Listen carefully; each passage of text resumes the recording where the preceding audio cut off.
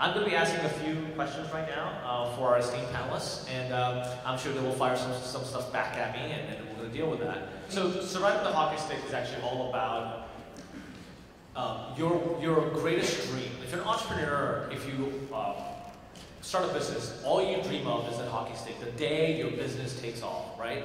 And you dream about that day, and then when it actually comes, it is not the dream that you thought of. It is actually sometimes the complete opposite. So, Hugh, I know that you've experienced a pretty significant growth in South by Southwest. Can you explain your feeling? Like, you were happy to see it, obviously, as this phenomenon occurred, but then there's the other side, the actual practical side of dealing with the hockey stick. How did you feel about that? What was that like? Well, we had a lot.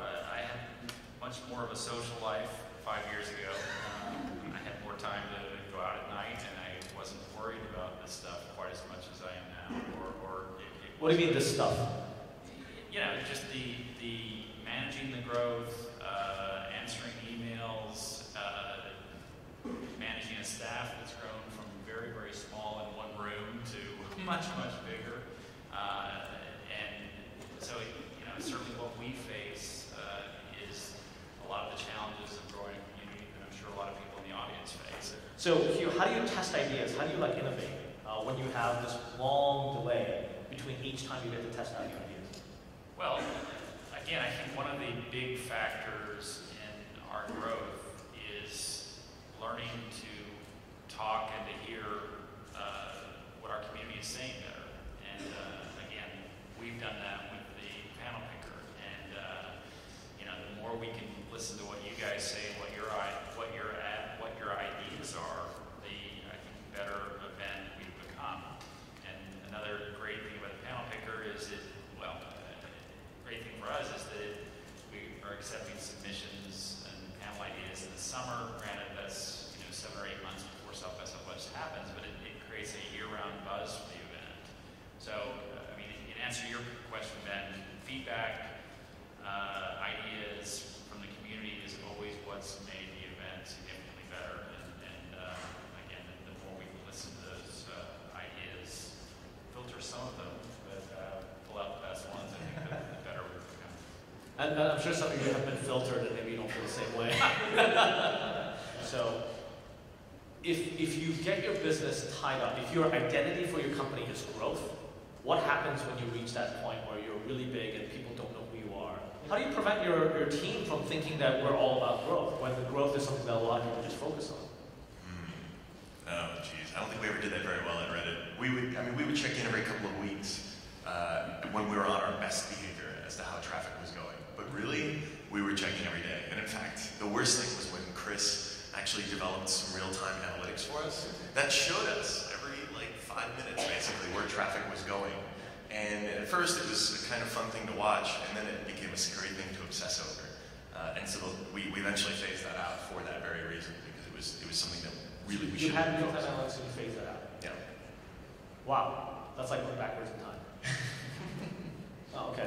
We always had a Google, so there was a Google Analytics account, but I'm talking about something we had on a separate LCD that was just showing us where traffic was going at any moment. Yeah. So how do you guys handle letting people down?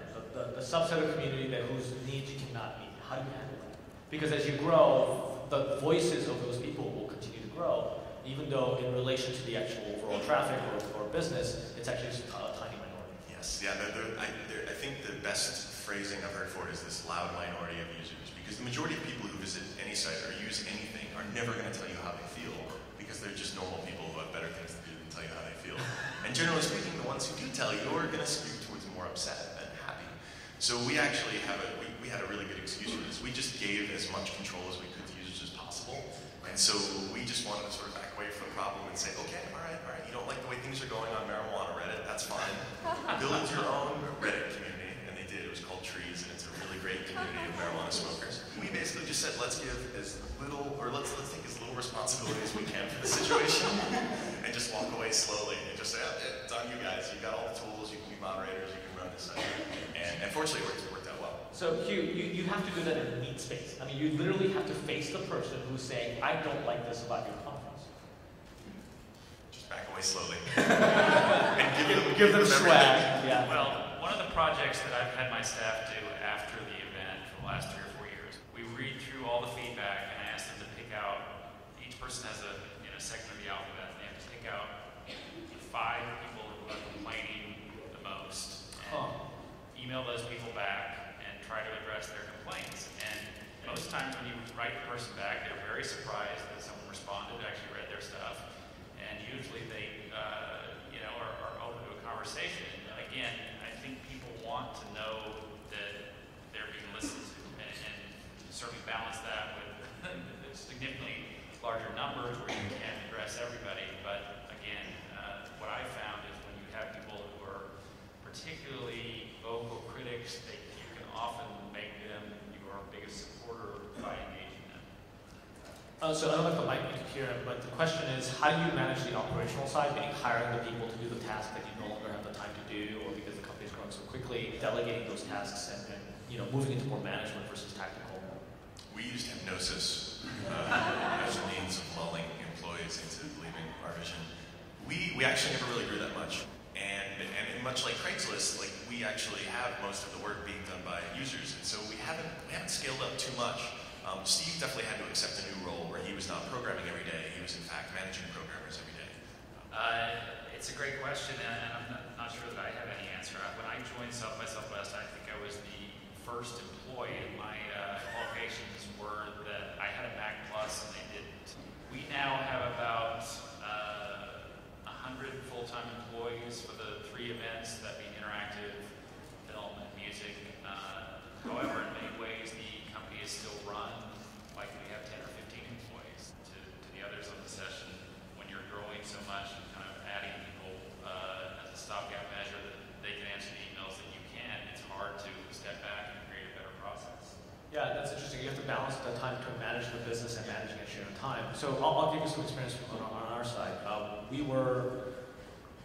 I was the only employee of the company in September of 2007 when we purchased Cheezburger, and now we have 54 employees. A bunch of them are actually here today.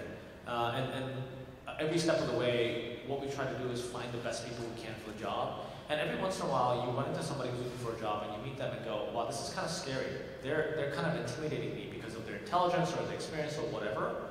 And that's the type of person that you should hire, right? Because they're going to be able to do that job better than you can because they have domain knowledge or experience or something like that. And those are the types of people that we want to recruit, because I can't do that job forever. And I know that I need to scale the business.